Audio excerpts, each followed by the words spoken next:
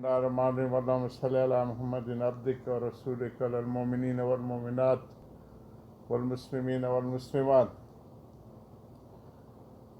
الاعتصام بحبل الله, it is our 12th sitting regarding the lectures of Hazrat Hakim الامت from the volume Nizam Shari'at and chapter الاعتصام بحبل الله. It was basically the advices to those personalities who are serving the stages for the religious causes and just to serve the Muslims and Muslim teachings. So today our sitting in Urdu, it was the basic duties of Rasulullah Sallallahu are being mentioned in Quran 3. يُعَلِّمُهُمُ الْكِتَابُ وَالْحِكْمَةَ وَيُزَكِّيهِمْ. To educate and to character building, purification, education, and the organization. So the same thing we have discussed in detail, the education and education system, and the both type of education, the ilm al-adyan, the religious knowledge, and ilm al-abdan, the human being needs and necessities and its requirements, which is related to the worldly developments, that is known as a ilm al-abdan. So we have discussed that Rasulullah Sallallahu for Masjid Nabi Sharif was full of these things, and to inspire the human being from these precious teaching and the holy teaching guided by the Allah subhanahu wa ta'ala through Jibreel Ameen. So the second thing, as a purification, character building, or yuzakkihim tazkiyah, we have discussed that Rasulullah Sallallahu has built a sufa, and 70 to 80% were always sitting there.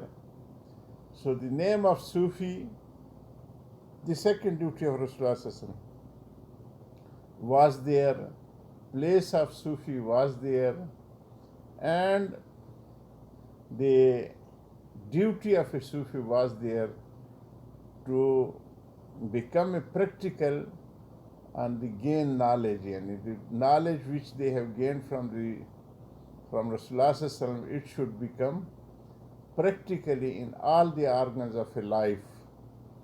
So this was regarding the Ilm al-Adyan.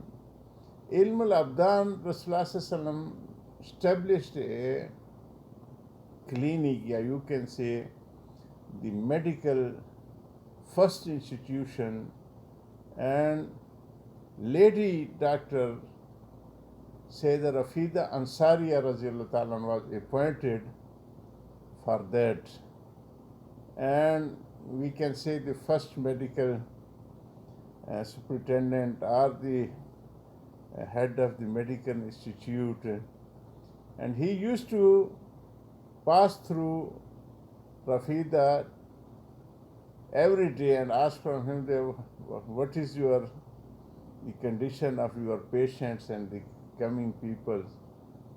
And the same likewise for the Ilm al-Abdan, Rasulullah Sallallahu has guided many things, that the hikmah is the last property of the moment, from where he gets he achieves.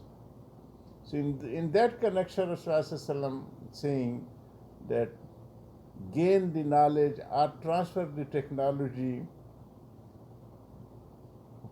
walau basin, if it is in China also far away from our this Makkah and Medina. So somebody asked from me that why China. I told him that it was advanced in defense technology. So all this engineering and the developments, high rises and homes and facilities, these are a part of ilm al-abdan. So also the fuqaha, Hazrat Imam Abu Hanifa, we discussed that he has categorized and he has given the farz, wajib, sunnat, mustahabat, haram, halal, for each walk of life in aqaid, basic ideology, in ibadat, worship, in dealing, and in the businesses also, and in character. So this is known as a fiqh. So they have guided for each and everything, the basic principle and usuls were being developed during the initial times of Sahaba, and the first initiator of those was Hazrat Umar bin Khattab Rasulullah, that he has organized these things. He is the first organizer of welfare state. So on that he has worked for also for the third organizer, as an organizer, the Fariza of Rasulullah. The basic teaching were given by Rasulullah, and they, with the time period, they have developed more to institute developing the institutions. He has worked too much. Last time I have discussed that when I was in the UK, so their bishop came from Sheffield, I was in Wakefield. So he discussed, and they are proud of their democracy and saying, I told him that this was our housemate. So it was started by the Umar bin Khattab Rasulullah in his time, the new parliamentary system which you are proud.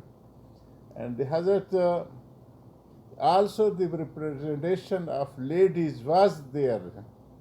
So I have given two examples to him, that common Sahabis in Masjid Nabi were as our lower house, and Badreen Sahaba were our upper house.